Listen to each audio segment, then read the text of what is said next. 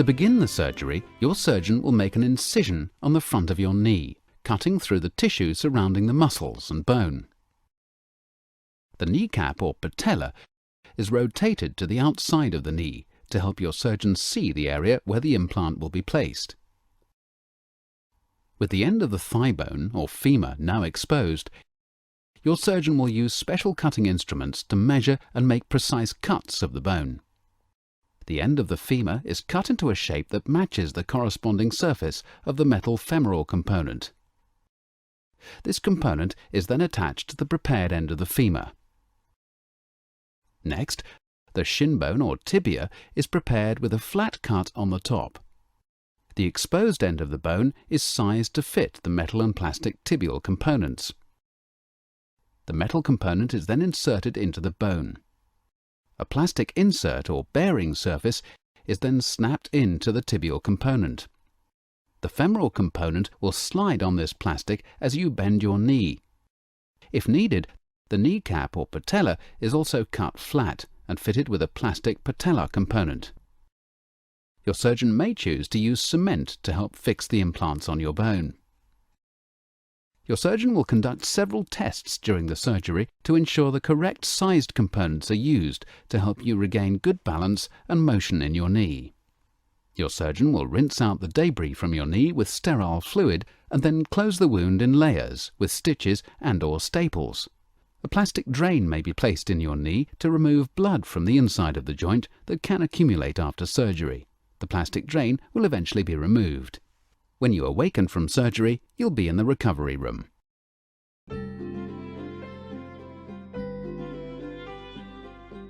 The knee is a complex joint, which is composed of bones, cartilage, tendons and ligaments.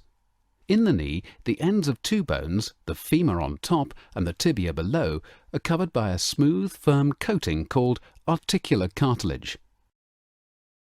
The back of the patella or kneecap is also covered with this smooth articular cartilage and slides against the front aspect of the femur. This cartilage allows the femur to move smoothly on the tibia and the kneecap to move smoothly on the front of the femur or thigh bone as the knee bends and the thigh muscle contracts to allow you to carry out activities such as climbing stairs. This cartilage, when healthy, enables you to bend your leg at the knee easily and without pain. Arthritis is the condition where this cartilage wears out and the joint can no longer move effortlessly and without discomfort. Patients with arthritis often experience pain, especially with activities such as walking, stair climbing and rising from a seated position. People with arthritis also often have limited motion of the knee and swelling involving the knee joint. The most common form of arthritis is degenerative or osteoarthritis. But trauma to the knee and rheumatoid disease or other types of systemic arthritis may also lead to breakdown of this articular cartilage and degeneration of the joint. A sensation of grinding occurs when the articular cartilage is worn, either partially or completely, which allows one bone to rub against the other and causes pain. Although cartilage cannot be seen on X-ray, you can see how wearing down of cartilage affects the space between the bones. In the first X-ray, note the wide, smooth space between the femur or thigh bone and the tibia or shin bone. The space reflects healthy articular cartilage maintaining a normal joint space. In the second X-ray, note the femur is touching the tibia, which is creating a bone-on-bone condition that occurs when articular cartilage is completely worn away. The third X-ray demonstrates a similar finding behind the kneecap, when the cartilage behind the patella is worn, allowing the kneecap to contact the femur in a bone-on-bone manner.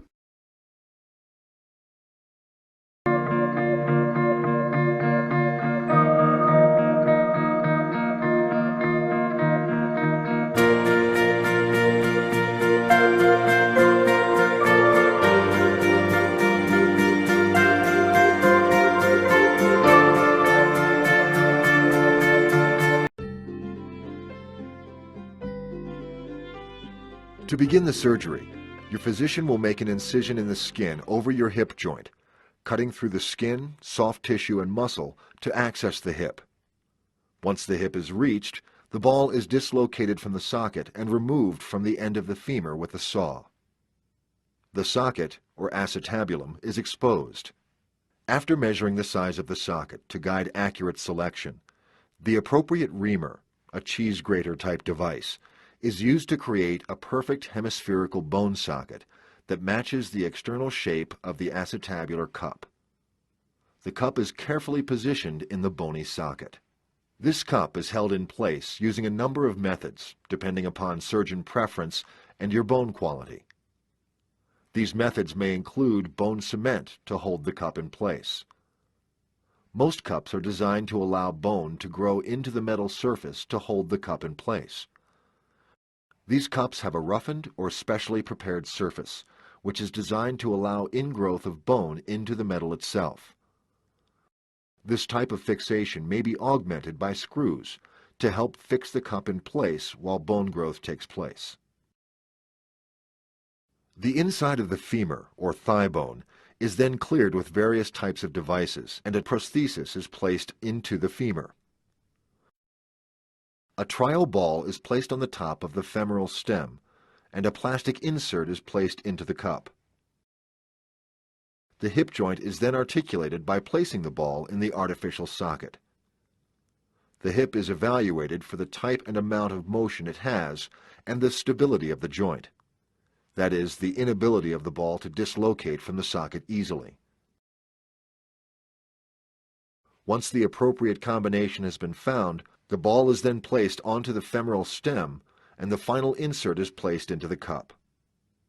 The leg is evaluated again for stability and mobility and leg length equality. Throughout the operation, numerous measurements and operative considerations are taken to equalize leg lengths.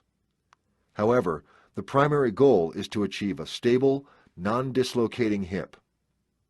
Prior to final assembly of the total hip, leg lengths are again evaluated. The new implants will replicate your hip joint.